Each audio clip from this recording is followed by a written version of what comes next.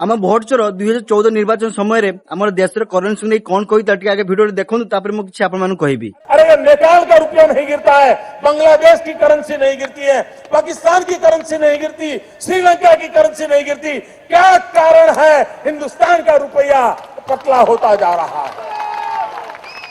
ये जवाब देना पड़ेगा आपको। देश आपसे जवाब मांग रहा है।